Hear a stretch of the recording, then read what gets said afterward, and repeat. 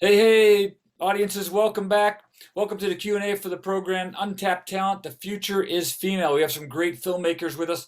We're lucky to have the filmmakers join us, all part of the 2021 SF Indie Fest Indie Shorts Film Festival.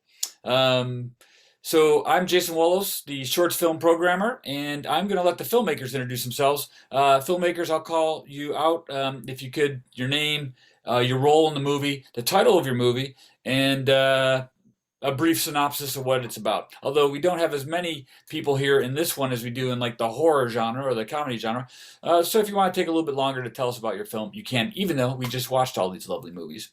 So I'll go and call Vanessa first. If you would, introduce yourself, please. Hi, I'm Vanessa Ulig. I was the writer, director for Las Cruces, which we filmed on location in Guatemala. I did have a co-writer who came in and saved the day when we kind of hit some dead ends with that story. And that it was based on personal experiences that I had while living in Guatemala for 3.5 years, working at an NGO in that community. And I was very fortunate to be able to pull many people that I'd worked with in other capacities into that film, including our main character, who was part of the co-op driven work that I did at the NGO, and our producer, who had never made a movie before, but was able to line up the bus and all the other key components, all the people that were on the bus, and make that movie happen. So I made that as my graduate thesis for University of Texas at Austin. Wow, well done.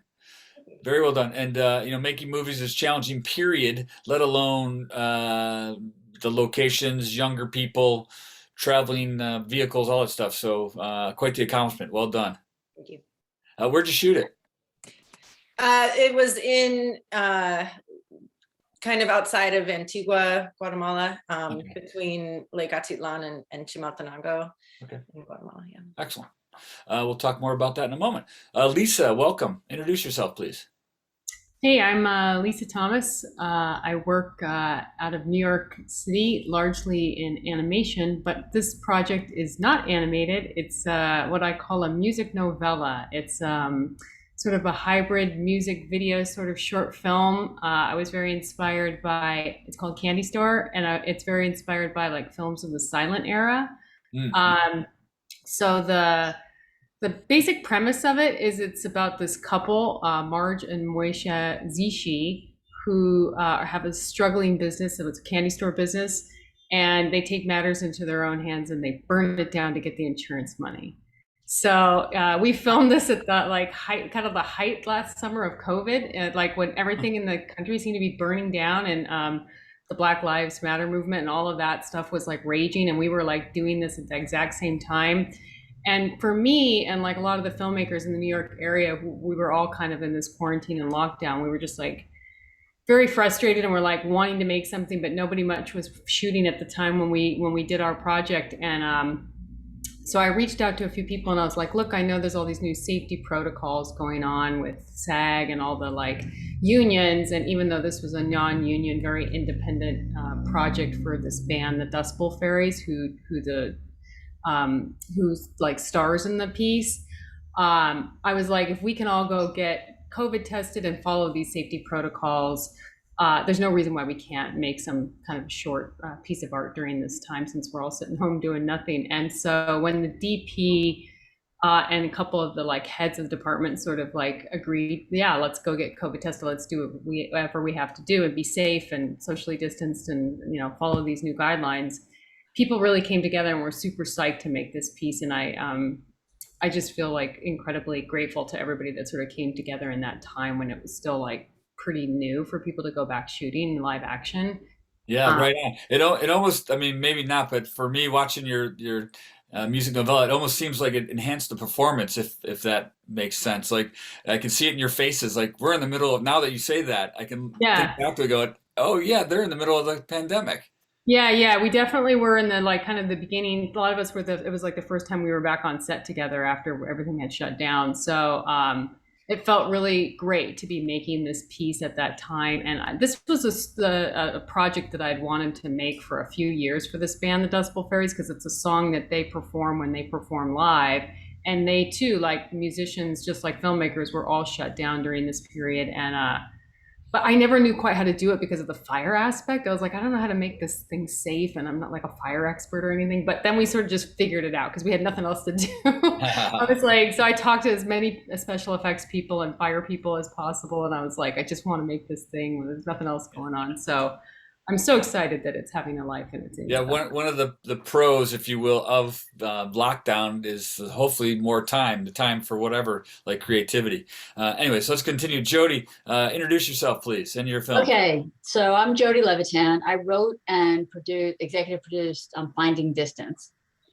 And that is a film that was inspired by my son, who's a competitive fencer.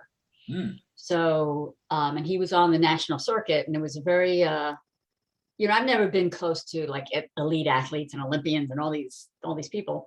And we go to these competitions, and the vibe was just so exciting and so intense. I really wanted to write a film about it. But then I decided I didn't want to write like another sports movie. So I made it a coming of age story about a girl who has one hand. And because she has one hand and she's self-conscious about it, she's a bully. And she's nearly thrown out of school. And the principal's like, listen, you have to find something. So she finds fencing because you only need one hand to fence. So I made the story about that. And I was lucky enough to win a contest called Shoot Your Sizzle, where they threw me down some money and some equipment and directors and producers to make the short. And then my husband and I supplemented with some of our own money, and we made a project that I'm pretty proud of. But it's a short of a feature film that I had optioned from making the short. Oh, okay. And there's elements of these movies so far that they tell you an independent filmmaker do not use on your first film or a low budget film: fire, kids, exotic locations, buses. You guys really challenged yourself. Kana, would you introduce yourself, please? Hi, my name is Kana Hatakiyama, and I'm a filmmaker based in New York, Brooklyn. And I wrote, directed, and produced a short film called Fitness, or a story about sweat. It's a weird little comedy around the themes but enjoyable. around the themes of fitness and social media, and just kind of the interplay of those two things. Set in New York. Yeah. Maybe also add to that. Don't add furry costumes. There's some little furries in there. Well, let me just, instead of doing the standard questions, where did that come about? That kind of, since I'm on you, where did that inspiration come about? Maybe for the movie and the ending. Yeah, I was just at the gym one day and working out, and there were just that day, I don't know, there were just like a lot of guys lifting weights that were making a lot of noises. And I just it just started really, I just couldn't stop laughing. And it just started, I just thought there was a lot of potential for comedy. And I think the relationship between a trainer and the person being trained is fascinating, because you're paying someone to make you suffer and experience pain. So that was kind of the genesis of that. And I never really, but the first film I made was more of a drama, so I wanted to do something very different, and that's how I ended up with that. And I just like the fur costumes, so that's how that happened. And I wanted to make something kind of happy.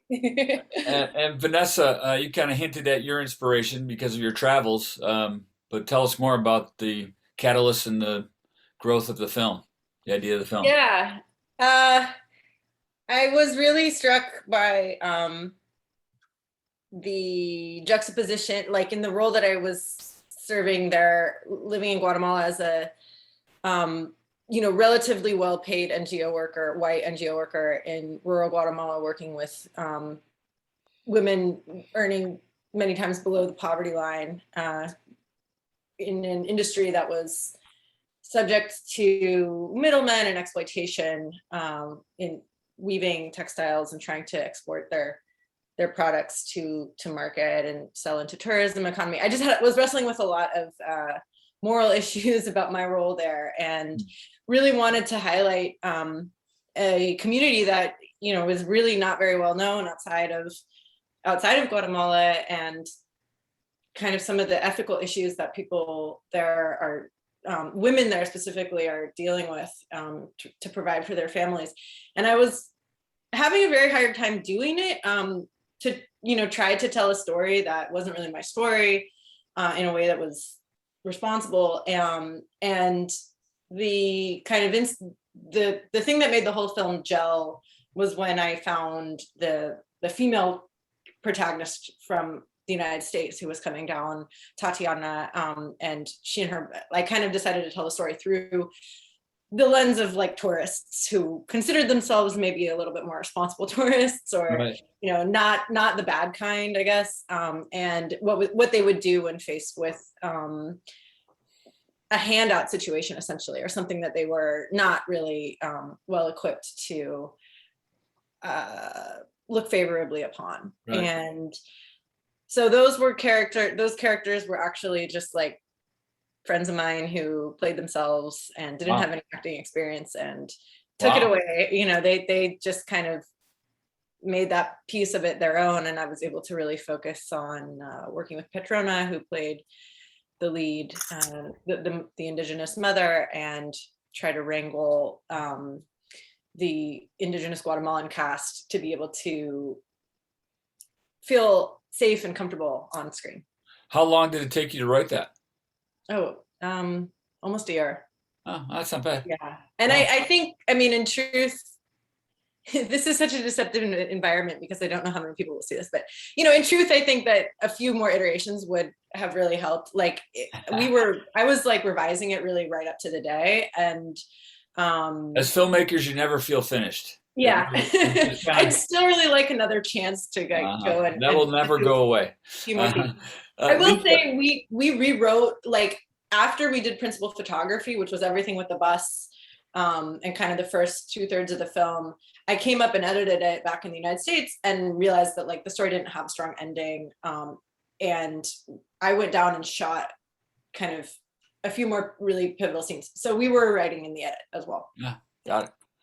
And Lisa, I know you said, you know, you're inspired kind of by the lockdown pandemic stuff, but tell me more about the inspiration with the song and the whole Yeah, thing. so I am based a lot of the time in upstate New York, in the sort of like Catskill Hudson area, if people are familiar with upstate New York. And this band, the Dust Bowl Fairies, is on large part in that area. And so I had seen them perform for a few years, and they always or often ended their musical sets with this fiery song, Candy Store, and it always got the crowd really going. And I was like, man, that would make such an awesome music video. But like, and I had been kind of collaborating and filming with them and for some of their shows and things like that. And so I had done a couple other videos for them, but I was just like, this is the one that I really want to do, but I didn't quite know how to go about it because it seemed like much bigger than some of the other productions I'd done for them. And but it really had everything to do with this like energy that would happen in the room when they would finish their sets with the song, and everybody was always like really charged up. And I was just like, especially when things were really going down in the country, it just felt like the time to do it, and I was like, either people are going to be really pissed off that we're like kind of making this connection, or they're just going to like not make the connection at all, and they're just going to love it as a piece of art. I don't know that the actual connection was ever really made, but it doesn't really matter because I always wanted to do the project. And so that time period just sort of allowed for us to be able to like come together and finally bring it to life. I'm glad you did. It's enjoyable. Jody, I know your son inspired you. Yes.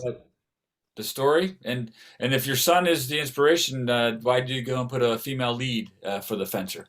But what was the inspiration to make this movie? Well, I wanted a female lead because I feel like there's enough men in movies. I felt like women aren't represented enough, and all the scripts I've written have female leads, and I sort of feel a connection with that. I feel like I relate to women's stories better than men's stories. And I also felt there's enough stories about boys in sports. I just felt like we needed a girl. So that's what I did. Cool. And that inspires me for the next question. Is the industry changing? You guys are all filmmakers or in the industry in some capacity, it seems like. Are things improving for women directors, women creatives in the film industry? Jody, I'll just continue with you. Are things going in the Well, right I know direction? for our project, and we had a female director and female lead, female writer, female producer. So a lot of women on the project. And I feel compelled to, in the future projects that I do, to have that kind of crew and cast, just have a lot of women working. I feel like not that it's my job, but if I can help promote that, then that's what I want to do. Right on, right on. I find too, though, for me, as a filmmaker, a film producer in the Bay Area, there's just more opportunity to hire women now because they are pursuing these roles. Before you put out a casting call or a crew position role, and you just didn't get that many women applying. And now there are, fortunately. Right. So we do have the ability to choose qualified female role members. Right. Lisa, how about you? Are you noticing any changes for the better? I feel like it's really changing slowly, to be perfectly honest. Because like when I'm in the room with I work a lot in animation as my day job, and it's like almost all like male creators and male directors across the board, like showrunners and things like that. And I've been at the industry in animation for like 10 years, and I know this panel isn't about animation, but like in all those years, right now I'm working on a brand new show that's the very first time it's been created by women, and all the whole time that I've been in that in those meetings and those productions. And so it's like so refreshing, but I'm like, wow, we finally got a woman creator here that we're like actually making a show for. But it's like the first time in my whole career, and I've been working at it for a while. So I do think it's shifting, but I don't think it's like all of a sudden it's like 50% of the women are like out there directing now. I think it's still like a very tiny minority, and we really have to like kind of push and fight our way to get there and be so exceptional to be noticed and the whole thing, Right, right. Vanessa, comments on this question, this topic? I also think it's changing very slowly. I teach at UT Austin and at Texas State, and there's a very steep drop off between women who come into the introductory level classes and then the women who continue beyond that. And I think like that pipeline is I know it's just one avenue to get into the industry, and it's the avenue that I took, so I'm pretty attached to it. But it's one place I think that we have to recognize. Okay, so there's definitely equal number of women and men who want to go into film, but something's happening once they get there. Like there isn't a problem of who's interested, and there isn't a problem of who's talented. It's who are we cultivating, right? Who are we kind of like putting our investment in and grooming once they're there. And it's pretty disheartening, I think, to see the way, in real time, women get discouraged or the men's voices overcrowd the women's in classrooms. And they just I can just see it in their eyes where they're just like, this isn't for me.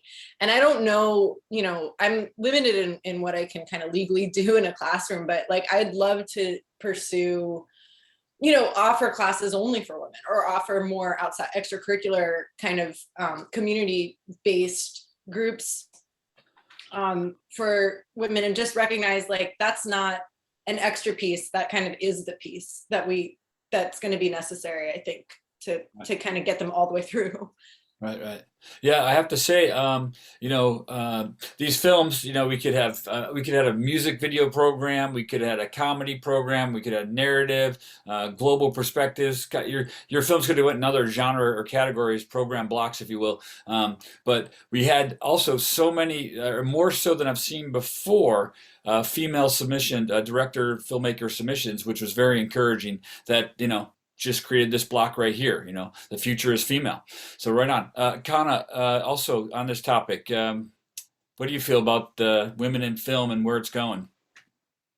I do agree that I think it seems like there's been progress. I know for a long time, this thing would happen where a female director would have a feature at Sundance, it will do really well, and then nothing. for 5-10 years, whereas male directors, they'd be offered a Marvel film or a huge budget film after their first feature. And so there was a clear disparity between the opportunities offered to female directors versus male directors. And I think there's been more pointed conversation around that. So it seems like people have even, with what Ava DuVernay is doing, for example, on her TV show, Queen Sugar, she's only hired female directors, and she's made a point to hire women who never had gotten to direct television, because that's the catch-22, right? Like, you don't have experience, you don't get to do it, but like nobody's giving you that first chance to direct episodic television. So I think there's power players like her and other people who are kind of aware of the issue and trying to make changes, but I do feel like there's still a ways to go, and I'm thrilled to be on this panel with other female directors. So exciting. I kind of wish I've had another woman come in and moderate this Q&A, but next year we'll know better. So thanks for bearing with me. Lisa, you said you're on an animated program now. It's all women, right? Yeah. It's a new show called Teenage Euthanasia. It's just coming out this weekend on Adult Swim. And you're definitely in New York, because I just heard honking and stuff like that. But Yeah. so that's the start, when then that program will just continue to encourage and promote more women in the industry, right? That's what's needed. Yeah, and what's great about that show, besides the fact that it's like female written and show run and the whole thing, is like most of the key players, like it was really important for us to have a female like animation director and like storyboard director, like composer, like across the board we made like that a real thing. And also most of the leads in it are women. There's like 3 really strong female characters. So there's 4 main characters of the show, but 3 of them are women, and that's also sort of like a shift from like most of these shows that I've been a part of, almost always been like, male roles and things like that. So you really feel it when you're in it. You're like, wow, this is such a difference. The comedy is just so different too, because it's written by women and stuff. So it's pretty cool. Now, how did you, speaking of women directors, all these films have the acting is fantastic in all these. And Kana, you're wonderful in your film. Lisa, how did you get the performances out of is it just the band they're playing? Did you have playback? The musician. Well, we had a whole like narrative part of Candy Store that was like sort of the through line, the story of it. And I had the lead from the band, Ryder Cooley. She was playing, she sings the song, but she's also playing the lead. And so the band members are kind of like role playing the storyline that's going along with the narrative of the film and the song. And they're just invested. They're totally committed to the project. They're very invested in it. Yeah. And I had tried to have one of the other band members do the Moisha role, and I was like, he can't act. So I'm like, next, if they don't make the cut, like I'm gonna cast somebody else. So you better be like listening to me. Yeah, the performances are wonderful in all these films. Vanessa, how did you elicit such great performances? Thank you. First of all, Tatiana. You have no idea. Yeah, I don't know, Tatiana and Daniel, like, who played Daniel and Tatiana. As I mentioned, they were just kind of pros from the get-go. They're fellow filmmakers as well, mm-hmm. And they were like lighting on the set. Like we had like no crew. You kind of see the crew on the show, and so they were helping out. It was, I think, working with Petrona, who played Irma, the mother. We had to really engage her very. We really engaged her in the entire filmmaking process. Mm. So, she and I have known each other for like 10 years, and I've known her son since he was born, and she was so interested in the entire thing, and she was so excited to be part of it. And wanted to really kind of be behind the scenes as well. So I think just helping engage her in kind of the full scope of this movie and what we were trying to do with it, what kind of life it was going to have in the, US when we got back and screened it, et cetera. And over time, it kind of broke down that division of okay, the camera's on me. What do I do? That was the challenge, and that's how so kind of total immersion, and you already had developed rapports, relationships, and that helped. Yeah. Right. We did have a third, we did have a language barrier beyond English and Spanish. I don't speak Kachikal, the language that the community speaks. So we had assistant directors who are other members of the community trying to translate into 2 languages, and that was really funny. Lots of like chaos on working with the bus and people not Yeah. understanding. They're like, okay, great, 1, 2, 3, do the thing. I'm like, well, we have to say action, and then we have to wait a second because like they would be like, we stood up when we were supposed to. The camera wasn't rolling, or yeah. Right. And now, Jody, you weren't the director, but how did wonderful performances in that film as well? How'd that happen?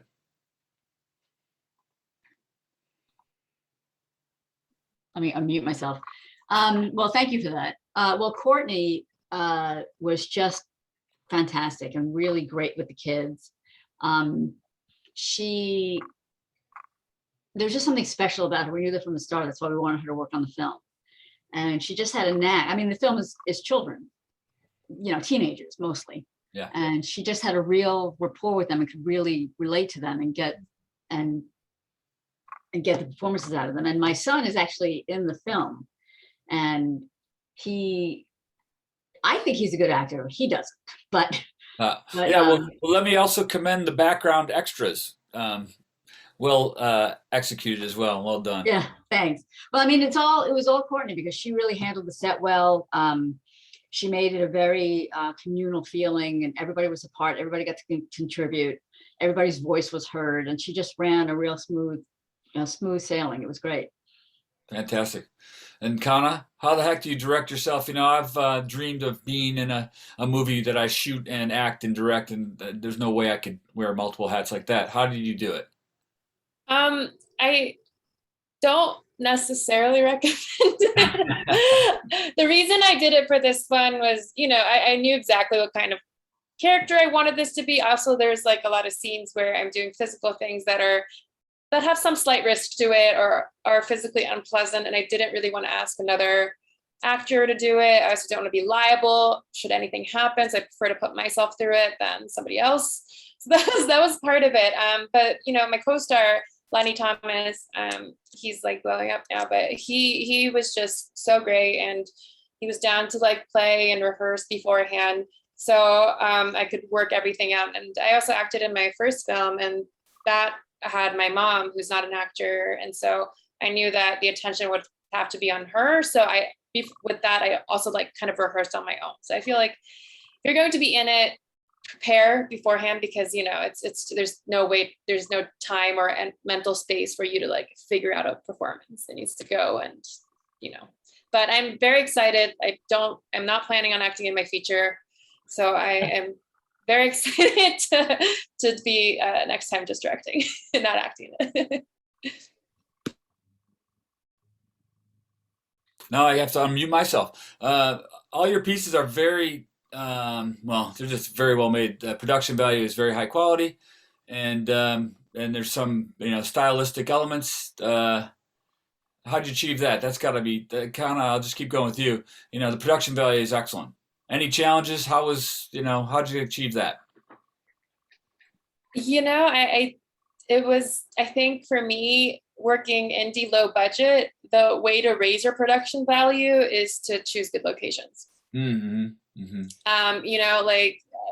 Wide shots, like great wide shots. Right. I had the New York skyline that helped me out, and just like beautiful nature. That's the way to, if you can find locations that are free, that's outside, that look nice. I think that does a lot to make your, really raise your production value. Did you actually, no this money. is kind of particular, did you actually drop the cell phone in the water? I did. I put it in like a waterproof case, which is scary, and then I like hung it on a fishing line and just repeatedly threw it into the water. Amazing. Yeah. And it survived. Phone survived. Fantastic. Jody, how'd you get a high school? How'd you get a fencing location? Probably your son, but production value is fantastic. How'd you do it? Thank you. Well, it was my son's fencing studio, which was, they were more than happy to donate their space. My son's been fencing there for years, and they were thrilled with the project. And then the high school is my nephew's high school.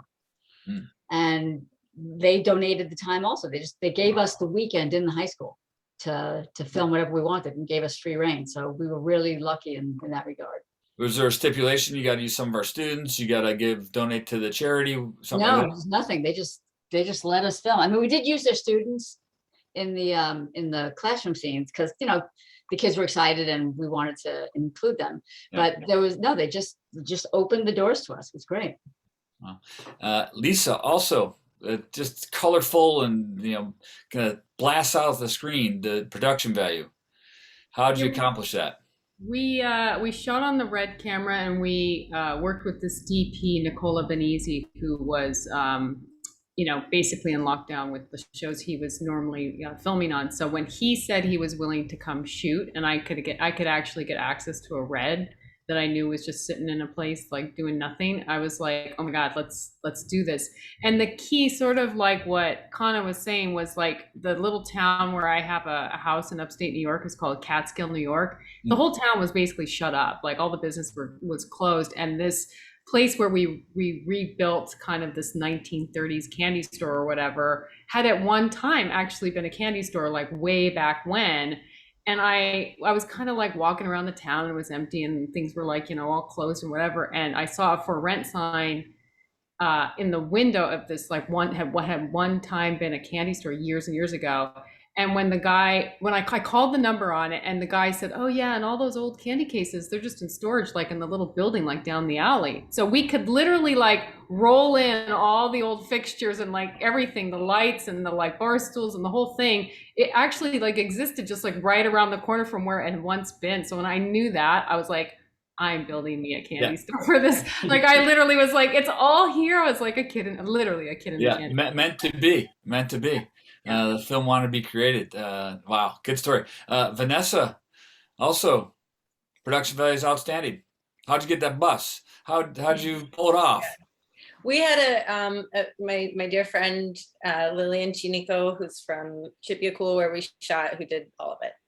She found, I don't really know how she did it all. She's like, I know people who know people. Here's 50 extras, and here's a bus.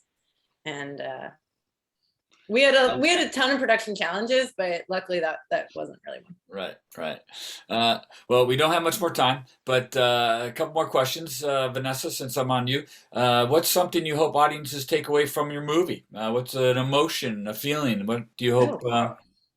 Go ahead. I think the question that like people might make kind of the wrong ethical choice for the right reason, I guess. Okay. Lisa, do you hope something's taken away by the audiences from watching your music novella? Well, you know, I'm trying to sort of like break genre a little bit and not just do like the standard music video of just like people performing and that's it. So like I kind of the thing that always inspired me, like kind of growing up, was a lot of these like music videos that were more than just like a performance. So that's kind of what I was trying to like do in a way like with this, and that's why I'm calling it a music novella. So I'm hoping to sort of like start a new trend, a new genre. Yeah, I miss my MTV, and Exactly. also, you know, it was nice to put the kind of music videos, if you will, within the program blocks. We did it in a couple different places in the short, and because they tell stories too. Excellent. Jody, do you hope to evoke an emotion or have audiences? Well, I mean, I away? really wanted to empower girls, then to like in this movie, she has to learn to accept herself for who she is. And, you know, she has a tough time in school and she's got a lot to overcome. And I feel like in schools and things, kids have a hard time. And I think just getting them to realize they're good enough. Just the way you are is perfect is really the message I want to get across. Cool. Good message. Kana? Yeah, I think I want people to just have some weird laughs. Laugh a little, feel a little weird. But I think, in the core, I guess, I don't know, takeaway, fine. It's a weird one. I feel like, it's about being present and, not getting caught up in like social media and performative identity and all that. Be present, have fun, find joy. This is kind of lending to my last question for all you, and Kana, I'll just keep going with you. Chance for your last words, last message here to audiences, to other filmmakers, advice, just something you want to say before we sign off here. I just want to say it's been a pleasure talking to you and all you amazing filmmakers. I'm so, it's really very inspiring hearing everyone's stories. And, I hope we get to see more dynamic stories created by women. And I look forward to seeing what you all make done after this too. Yeah. How about you, Vanessa? Last words for this Q&A? Thank you very much. This is a real honor meeting all of you. I can't wait to see all of these great films. I would encourage everybody to follow IATSE stories and keep paying people below the line. Please be aware what's happening. And yeah, encourage those with maybe the smallest voices to keep working. Right on. Jody, how about you? Last words of wisdom. Well, first off, it's been a pleasure with this, and just to see and hear female voices is always great. And I just I hope to have a career surrounded by women. So I hope that's the way things work out. I'll bring in a female commentator, moderator next time, I promise. You've been lovely though, Jason. It's been great. Truly, it's been a lovely. Right on. Well, Lisa, no pressure. Last but not least, words of wisdom, parting message for the Q&A. I think next time, Jason, just bring a wig and put a gown on, just go gender bender on us, I'll go for it. We'll go for it. That's a good suggestion.